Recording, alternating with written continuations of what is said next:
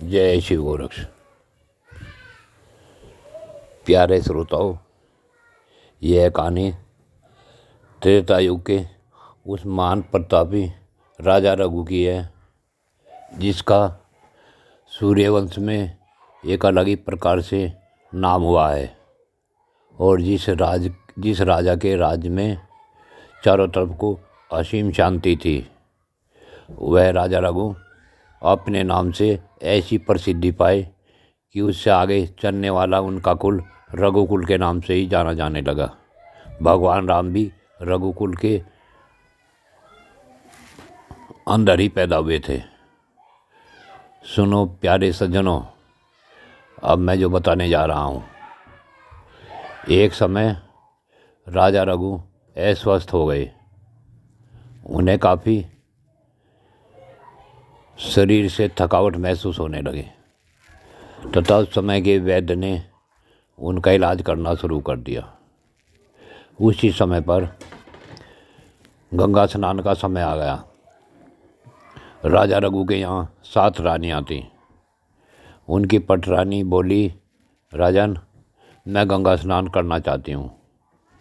महाराज रघु बोले, रानी, इस समय मैं स्वस्थ हूँ और गंगा स्नान तो अगले वर्ष भी आएगा। वह बोली, नहीं, मुझे तो जाना है। तो राजा ने कुछ सैनिक और कुछ दान देने योग्य सामान देकर रानी से कहा कि ठीक है, तुम जा सकती हो, लेकिन बस एक काम करना कि देख कर दान देना। अब रानी नहीं समझ पाई कि राजा ने क्या कहा है, लेकिन उसने कहा, ठीक है, मैं देख कर ही दान दूंगी। और वह गंगा घाट पर चली गई। गढ़गंगा स्नान आज से नहीं, जब से गंगा पृथ्वी पर अवतरित हुई है तभी से हर वर्ष पूर्णिमा, कार्तिक मास की पूर्णिमा को गंगा स्नान होता आ रहा है। और वह भी सर्वश्रेष्ठ उत्तरी भारत में गढ़गंगा है, जिसे आज गढ़मुक्तेश्वर के नाम से जानते हैं। अतः रानी गढ़गंगा चली गई। वहाँ जाकर स्नान किया, दान देना शुरू कर दिया। तो वहाँ एक भिखारी था। भिखारी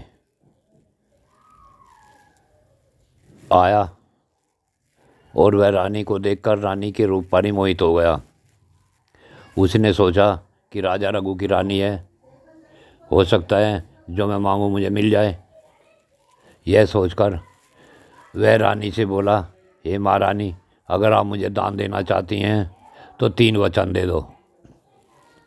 रानी बोली थी, पटरानी तो थी, परंतु वह नहीं जानती थी कि आगे मांगने वाला क्या मांग रहा है तथा महाराज रघु ने चलते समय देखकर दान देने की बात क्यों कही थी। उसने सोचा कि अगर ये राज भी मांगेगा तो महाराज रघु दान देने से भी नहीं चूकेंगे, अर्थात इसे दान दे देंगे। उसने कहा, तुम्हें जो मांगना है मांग लो।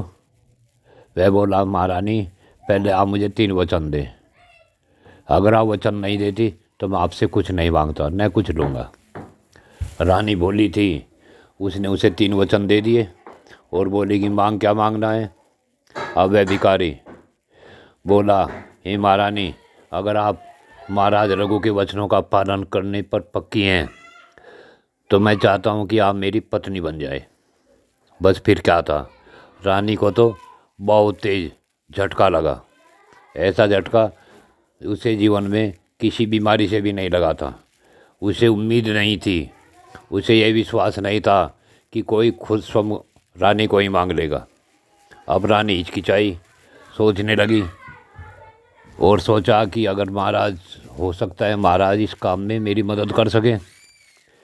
तो उसने कहा, देखो भिखारी से कि हे भिखारी, अब मेरी बात सुनो।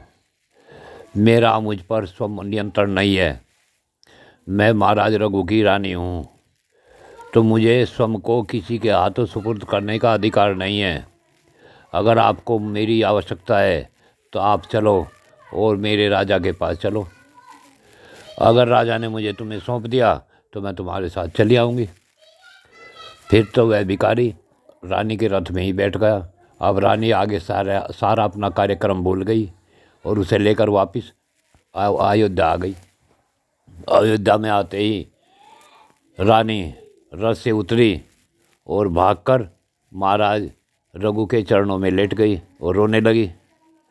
रघु बोले, रानी क्या बात, क्या किसी दुष्ट ने सताया है या किसी ने तुझे कुछ कहा है या किसी से शत्रुता हो गई है? रानी बोली, नहीं महाराज, मैं तो एक बहुत बड़े उधेड़बुन में फंस गई हूँ। महाराज बोले, क्या बात? बोली कि एक भिखारी है और उसने वचन ले लिए और वचनों में उसने मुझे ही मांग लिया है। आप मेरी रक्षा करो और जो है मुझे बचाओ। तो राजा बोले, ठीक है, तुम जिस रूम में हो इसी रूम में आना और अपनी 6 बहनों को, जो दूसरी 6 रानियाँ थी, उन 6 को श्रृंगार करके ले आना। हो सकता है वे भिखारी किसी और को मांग ले, क्योंकि तुम में एक से एक सुंदर है। वह रानी तो चली गई और भिखारी को महाराज ने बुला लिया। जब ये 7 रानी वहाँ आकर बैठी तो राजा बोले भिखारी से कि अरे ओ भिखारी, कहा महाराज कि ये 7 रानी हैं, तुम्हें रानी चाहिए ना, तुम्हें जौन सी पसंद आए उसे मांग लो। अब फिर क्या था, वह 7 को देखने लगा, वो एक से एक सुंदर। वह समझ ही नहीं पा रहा था कि किसे मांगूं। उसने उसमें कहा कि राजन, अगर आप मुझे दान देना ही चाहते हैं और मेरे वचन का पालन करना चाहते हैं तो मुझे ये 7 रानी दान दे दो।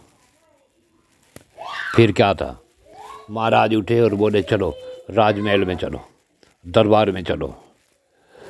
वह बोला, वहाँ क्या कि इन रानियों को लेकर तू जाएगा कहाँ? कम से कम मैं तुझे राज दे दूँगा, तू राज भी करना और रानियों को भी रखना।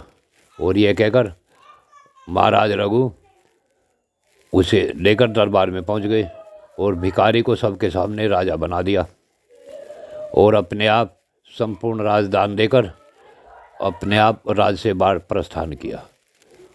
तो मेरे प्यारे सज्जनों, श्रोताओं, इस कहानी से का तात्पर्य कहने का केवल इतना ही है कि आप जिसे भी दें दान देख कर दें।